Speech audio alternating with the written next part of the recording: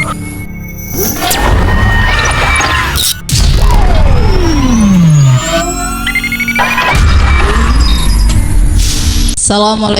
warahmatullahi wabarakatuh. Waalaikumsalam warahmatullahi wabarakatuh. Salam Buya. Ya. Di awal mukadimah tadi, Buya mengatakan antara siam dan saum. Nah, bagaimana kita mengakhiri buka puasa? Apakah setelah adzan atau setelah sholat atau menunggu gelapnya malam? Nah, karena kita kalau di masjid ya, adzan Allahu Akbar memang langsung minum. Terus bagaimana hukumnya, atau apakah puasa kita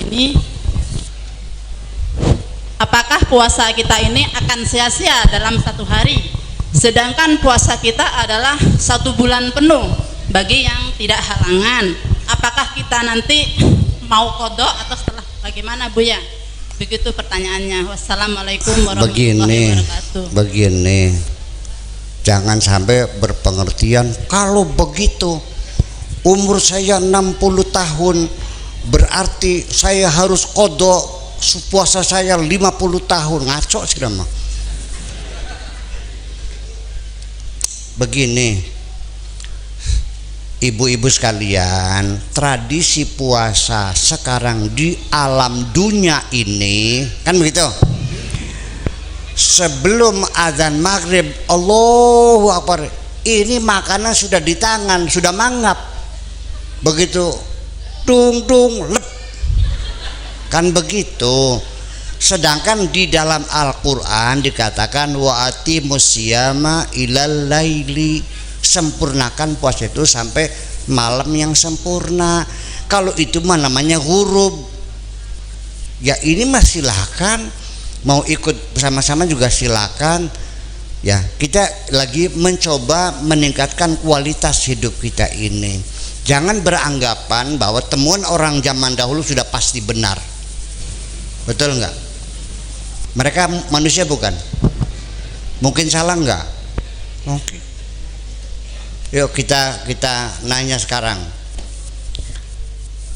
Orang sealam dunia nih baca Al-Fatihah itu dipotong-potong. Alhamdulillahirabbil alamin, Ar-Rahmanir-Rahim, Maliki Yaumiddin. Begitu enggak? Begitu enggak? Coba ibu lihat Al-Qur'annya. Ayat Alhamdulillahirabbil alamin, ada ayat, di atas ayat itu ada lam alif. Coba dilihat maknanya apa, tanda itu tuh. Itu es strip, dilarang berhenti. Namanya alamatul waqfil mamnu, tanda tidak boleh berhenti. Wal asri innal insana lafi khusrin. Boleh nggak mandek di situ? Boleh nggak innal insana lafi khusrin mandek di situ? Nggak boleh, harus langsung illa. Betul nggak? Kenapa di surat yang lain setiap ada la mandek, kenapa di Fatihah dipotong-potong? Itu pertanyaan saya. Masih dipakai nggak alamat ini? Kalau nggak ya buang-buang aja, udah nggak usah.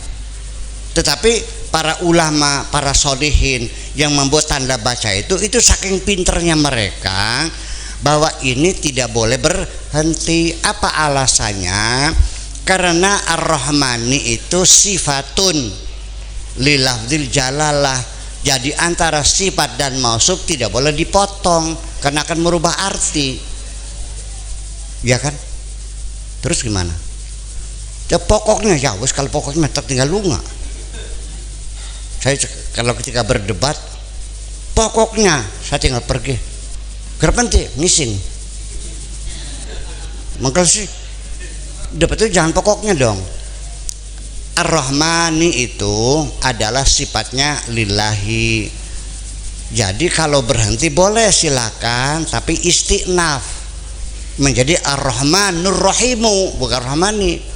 Nanti gimana i'rabnya? Ar-Rahmanu sebagai khabarun li mubtada'in mahdhuf taqdiruhu huwa wal jumlatu minal mubtada wal khabar fi mahalli jarin sifatul lafzil jalalah, kan begitu.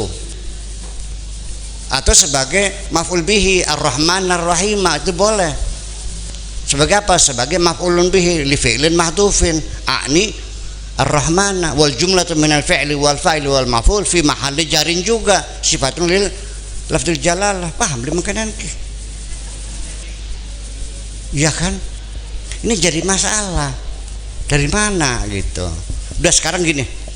Saya bikin surat kepada wali kota. Siapa namanya?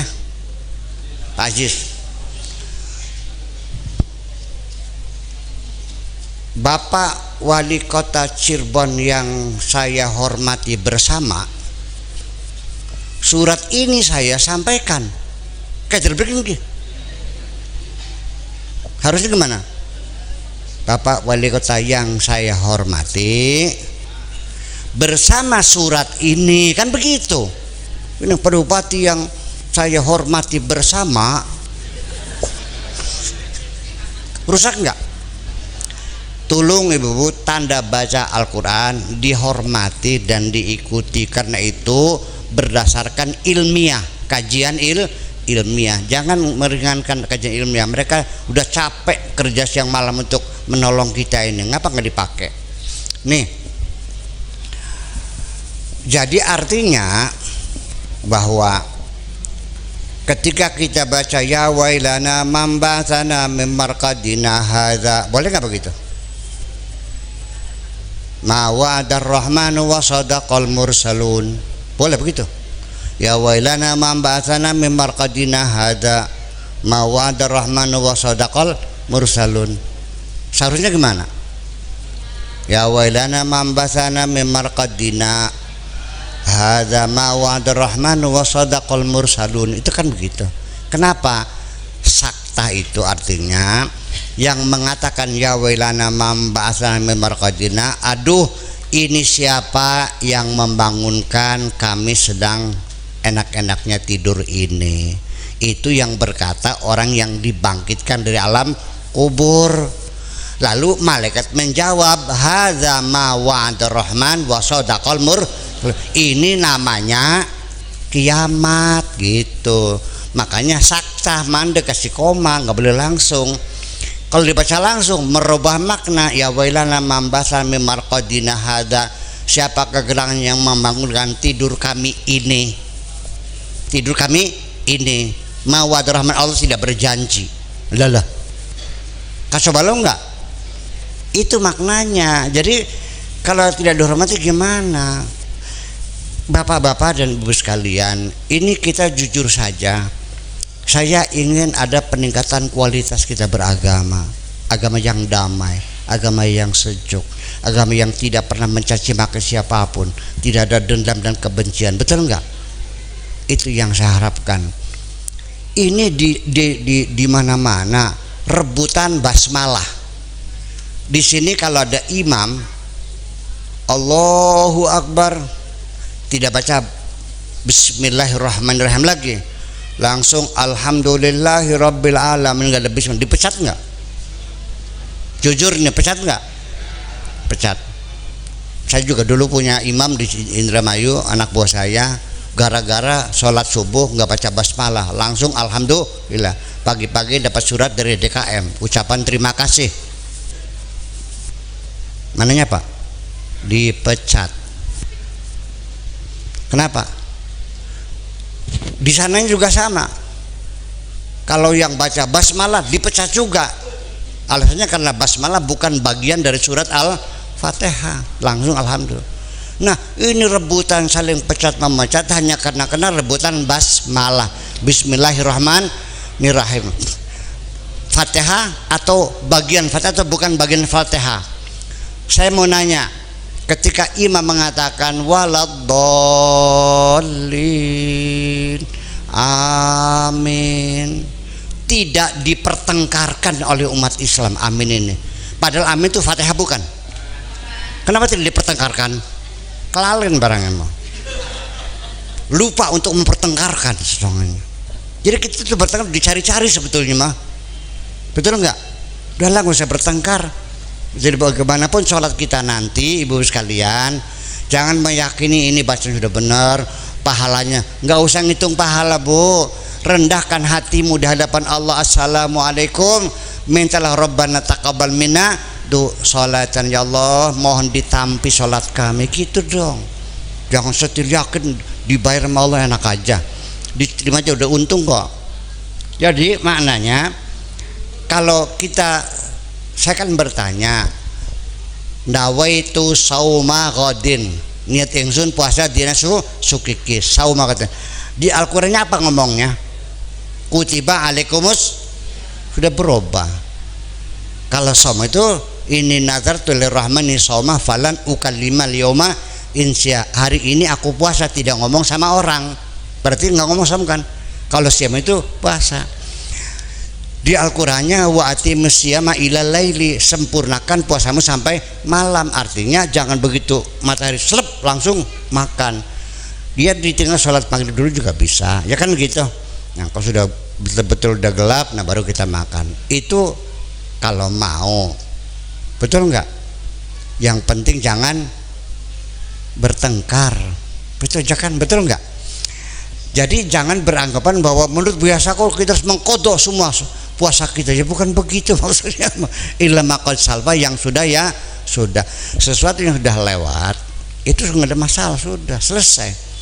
Suami istri agamanya lain lah ya, masuk Islam, perlu dikawinkan lagi nggak? Tuh perlu kan, berarti anaknya anak apa itu? Anak jada semua gitu, ngaco sih nama. Ya sudah, kita mengakui ya hukum syariat mereka, kawinnya sah, sudah selesai.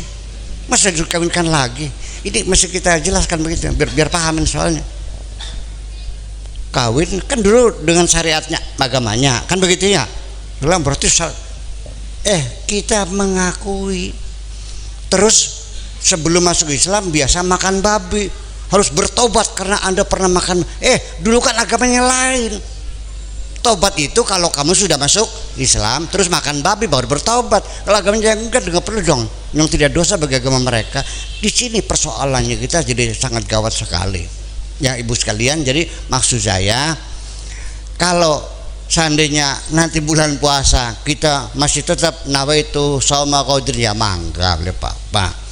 Terus tong leg gitu, mangga silakan, nggak ada masalah kok ya. Cuman saya ingin menjelaskan bahwa ternyata kajian-kajian fikih Islam ini jujur ya telah bergeser, yang tadinya dari Al-Quran beralih kepada Al-Hadis. Itu saja persoalannya ya. Nah ini memang panjang sekali ceritanya, tapi tetap kita hormati. Saya juga bermazhab Syafi'i, ibu gelembusung gitu. Barangkali ya NU bagian beli aku gak. Iya sampai gitu. Jadi ibu sekalian, maksudnya begini, kalau ibu mau tetap begitu tong leg, ya mangga silakan. Niat nawaitu sama qadir juga ya silakan, nggak ada masalah. Tapi saya mau bertanya, ini firman Tuhan masih relevan nggak? Bahwa atimus sauma ilal laili, atimus siyama ilal laili. Kalau masih relevan ya mangga, kalau enggak ada masalah. Nah, nih ibu sekalian, terakhir mau saya sebagai statement closing, bahwa kajian-kajian fikih itu Bu, itu dimulai Imam Syafi'i itu lahirnya tahun 125 Hijriah baru lahir ya kan, berarti abad keberapa? Sudah abad yang kedua baru Imam Syafi'i lahir. Nggak pernah ketemu sama kanjeng Nabi. Ijtihadnya berdasarkan pikiran-pikirannya. Sekarang saya mau nanya, Imam Syafi'i ditanya, ada muda-mudi berzina lalu hamil lalu lahir, ini namanya anak apa namanya? Di luar pernikahan lahir anak apa namanya? Anak jadah,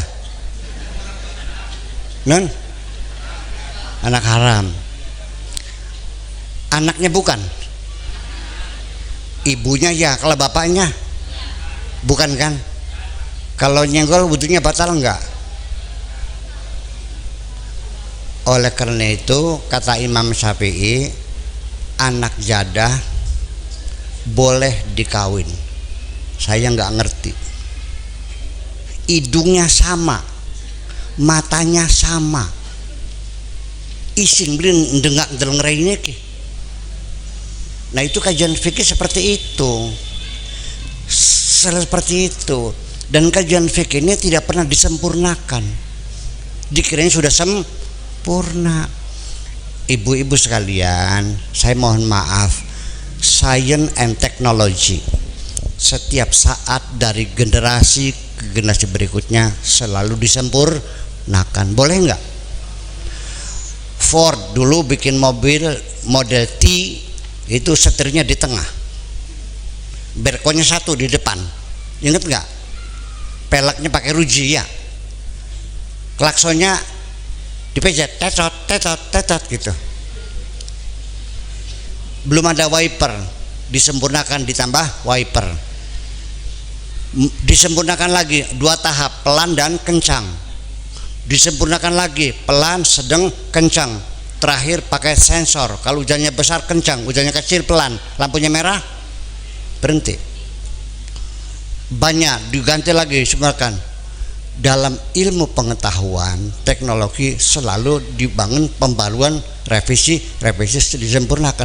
Tapi dalam kajian-kajian fikih macet sampai ijtihad diharamkan, tidak boleh diperbaharui. Ini yang jadi persoalan. Paham enggak? Hukum Islam di sana, perempuan tidak boleh keluar rumah. Sekarang gimana hukumnya nih? Jujur aja nih mah. Di Arab haram, di sini tidak. Ya, kalau haram bubar majelis taklim ibu-ibu nih. Betul nggak Pak? Nah itu makanya kita ini orang Indonesia, betul nggak? Di sini mah perempuan di pasar Kanoman yang dagang kebanyakan laki perempuan. Di Arab boro-boro dagang, sholat berjamaah saja harus minta izin sama suaminya. Mau diterapkan begitu di sini? Amit-amit kin mah. Iya dong. Di sana kalau perempuan jatuh sakit tidak dikasih nafkah. Fikih nih. Alasannya apa? Karena tidak bisa dipakai. Kejam gak tuh? Mau dipakai di sini? Gak bisa. Nah makanya kita di sini Indonesia, alhamdulillah Pak, kita punya keberanian untuk merevisi hukum-hukum Islam yang sudah tidak layak untuk daerah kita ini. Kita bikin undang-undang pernikahan Indonesia. Betul nggak? Dulu anak kecil boleh dikawinkan, undang-undang yang baru dilarang. Betul? Setuju nggak? Oke. Dulu kawin paksa boleh, sekarang kita larang. Setuju nggak? Dulu suami seenaknya saja mencari istrinya tanpa ada hak pembelaan, dianggapnya sah caranya. Sekarang dirubah, diproses di pengadilan. Setuju nggak Bu? Enak nggak? Dulu undang-undang perkawinan ketika digulirkan, umat Islam pada demo. Alasannya waman lam yahkum bima anzalallah faulaika humul kafirun. Kita membela perempuan, melindungi perempuan. Mereka juga makhluk seperti kita, punya hati dan perasaan. Mana mungkin dikawin paksa dengan orang lain? Wali mujbir dicabut sekarang udah nggak ada. Demi keadilan, demi kemanusiaan. Ayo ngelawan gulat ya ayo. Nah maksudnya seperti itu, paham nggak? Nah ini maksud saya, kalau kita tidak melakukan pembaruan dalam agama Islam, nanti anak cucu kita semakin cerdas, ya. Kemudian mereka merasakan Islam itu tidak adil seperti ini. Saya khawatir mereka pada murtad nantinya. Siapa yang bertanggung jawab? Betul nggak? Iya dong, bertanggung jawab. Makanya Ya Allah, enak bae wong lanang kawin maning oli ci. Kalau orang perempuan berselingkuh dengan orang lain dipecel, Bu, atau disate. Tapi kalau laki-laki suami berselingkuh dengan perempuan lain dibilangnya sunnah Rasul. Dok bikin ya saya mau bertanya, menyakiti hati istri itu betul sunnah Rasul tuh? Ada pahalanya nggak menyakiti hati istri? Lelaki tidak merasa berdosa, istrinya menangis sakit hatinya, dia kencang, ini sunnah Rasul. Saya tidak melarang poligami, tapi nafsumu jangan kau katakan sunnah Rasul. Betul nggak, Bu? Iya, lo sagempore, tapi jangan gawang-gawang daging waras gitu. Ya gitulah maksud saya. Jadi ibu sekalian, tetap saja pada akhirnya sebagai kesimpulan bahwa Islam kita di Indonesia sangat berbeda dengan Islam yang ada di negara Islam yang lainnya, Bu. Punten. Islam itu dari sejak awal Nabi meninggal dunia sudah perang saudara, pecah kongsi. Betul enggak? Sayyidina Ali dengan Abu Bakar, dengan Umar, Utsman. Sayyidina Abu Bakar mati keracun, Sayyidina Utsman mati ditusuk, Abu Bakar mati disusuk, Sayyidina Utsman mati dibacok, Ali mati digebugin, istrinya mati digencet, anaknya mati disembelih. Sampai sekarang perang saudara antara umat Islam di Yaman, negara Arab yang paling miskin, terbakar, kelaparan mereka. Negara Arab paling miskin, boro-boro dikirimin makanan, malah dikirim bom oleh negara yang kayanya. Irak ludes, Syria porak-poranda, Libya masih berdarah-darah. Semua negara Islam perang saudara, berebut mazhab-mazhab semacam ini. Ternyata umat Islam yang paling damai adalah di negeri kita ini. Betul enggak? Anda belikan paten-patenan? Nggak ada. Tapi Pak Lurah masih diwaspadai. Memang belum saling membunuh, tapi sudah mulai caci-mencaci ini. Makanya kita cegah, jangan berkelanjutan. Yuk sudah, sekarang kita sebagai bangsa Indonesia dan Islamnya berbeda dengan Islam mereka. Nah, untuk itulah maka diberi nama Islam Nusantara. Bagi saya belum sepakat Islam Nusantara, tapi saya dapat memahami bahwa memberi nama Islam Nusantara ini bukan bikin agama baru, tapi memberi nama praktek agama yang sudah ratusan tahun di negeri ini, diberi nama Islam Nusantara. Bukan bikin Islam baru, bukan. Tahlilan sejak kapan? Marhabanan sejak kapan? Kunutan sejak kapan? Mupati sejak kapan? Mitung bulan sejak kapan? Nadranan sejak kapan? Ngira berbobakasan langka bengen kali kalian kan nang berbobakasan kan hilang ya wis ya. Nah, ini semuanya laki perempuan kumpul dalam masjid taklim, ini diberi nama Islam Nusantara. Dari dulu, dari mulai kawin suami bawa uleg, istri bawa coet, wong lanang gawa pacul tapi gawa pecok, wong lanang nutu wadon nepeni, kan begitu sejak dulu. Nah, Islam semacam ini namanya Islam Nusantara. Jadi bukan membuat Islam yang baru. Ya sudah, kita maklumi, karena bagaimanapun Islam kita Islam yang paling damai semuanya itu. Itulah makanya yuk kita rawat kebersamaan ini, jangan menimbulkan gara sholat yang tujuannya untuk persatuan malah akhirnya terbalik, gara-gara sholat kita menjadi bertengkar. Yuk hari ini kita nyatakan bahwa ibadah sholat kita kembalikan fungsinya sebagai alat pemersatu umat, bukan untuk memecah belah umat. Terima kasih, gitu saja.